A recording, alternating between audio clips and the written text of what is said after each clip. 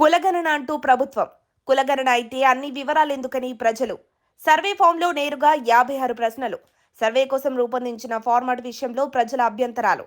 తెలంగాణ సర్కార్ చేపట్టిన కులగణన సర్వేకు కష్టాలు తప్పడం లేదు.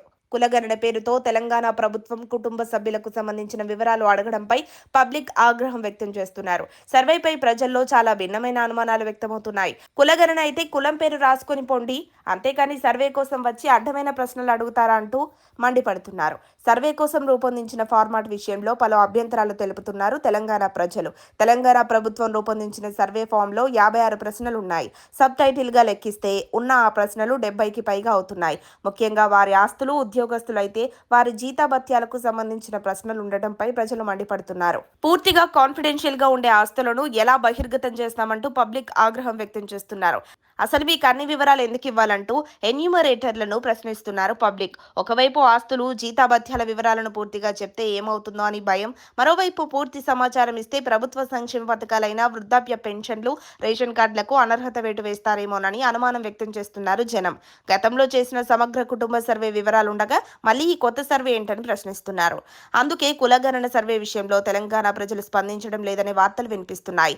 ఒకవేళ మీరు కులగణన సర్వేనే చేయాలనుకుంటే మా వ్యక్తిగత ఆదాయానికి సంబంధించిన ప్రశ్నలు ఏంటి అంటూ ఎన్యూమరేటర్లను నిలదీస్తున్నారు. కులగణనపై ప్రజల నుంచి భిన్నమైన వాదన వినిపిస్తుండటంతో మంత్రి పొన్నం ప్రభాకర్ స్వయంగా రంగంలోకి దిగి సర్వే పట్ల ప్రజలు అనుమానం పడాల్సిన అవసరం లేదంటూ వారికి అవగాహన కలిగించే ప్రయత్నం చేశారు.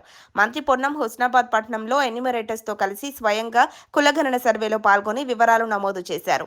సర్వే ద్వారా మీ కుల బలమేందో, అసలు మీ కులం వారు ఎంతమంది ఉన్నారో తెలిస్తే సమగ్ర అభివృద్ధికి ప్రణాళిక వేయడానికి తెలంగాణ ప్రభుత్వానికి ఒక మంచి అవకాశం ఉంటుందని, అందరూ సర్వేకు సహకరించాలని మంత్రి పొన్నం ప్రభాకర్ కోరారు. ప్రభుత్వం తరపున ప్రభుత్వ పెద్దలు వచ్చి చెప్పినా ప్రజలు మాత్రం ఎన్యూమరేటర్లకు పూర్తి వివరాలు చెప్పడం లేదు. ఎన్నికల టైంలో ఇచ్చిన హామీలని అమలు చేయకుండా ఇప్పటికే వస్తున్న పథకాలకు కోత పెట్టే కుట్ర జరుగుతుందంటూ జనం బండబూతులు తిడుతున్నారు. వ్యక్తిగత ఆస్తులు, వ్యక్తిగత వివరాలు, ఆదాయం వంటి అంశాలను సర్వే నుంచి పూర్తిగా పక్కన పెట్టాలని కోరుతున్నారు. పొన్నం ప్రభాకరే కాదు, సాక్షాత్ సీఎంఏ వచ్చినా కూడా ప్రజలు కులగణను పెద్ద పరిగణలోకి తీసుకోవడం లేదని సమాచారం. ఎన్యూమరేటర్లు అడిగిన ప్రశ్నలకు ఇష్టమైతే సమాధానం చెప్తున్నారు, లేకపోతే పొండి అంటూ లైట్ తీసుకుంటున్నారని తెలుస్తోంది. ఇదేం కులగణన అంటూ తెలంగాణ ప్రజలు అసహనం వ్యక్తం చేస్తున్నారు. ఈ అంశంలో సర్వేకు కష్టాలు తప్పడం లేదని తెలుస్తోంది. ఇప్పుడు ఈ సర్వే కష్టాలను తెలంగాణ ప్రభుత్వం ఎలా అధిగమిస్తుందనేది ఇప్పుడు తెలంగాణ రాష్ట్ర వ్యాప్తంగా సర్వత్రా ఆసక్తికరంగా మారింది. మరిన్ని అప్డేట్స్ కోసం మా కాయ్ టీవీని సబ్స్క్రైబ్ చేసుకోండి.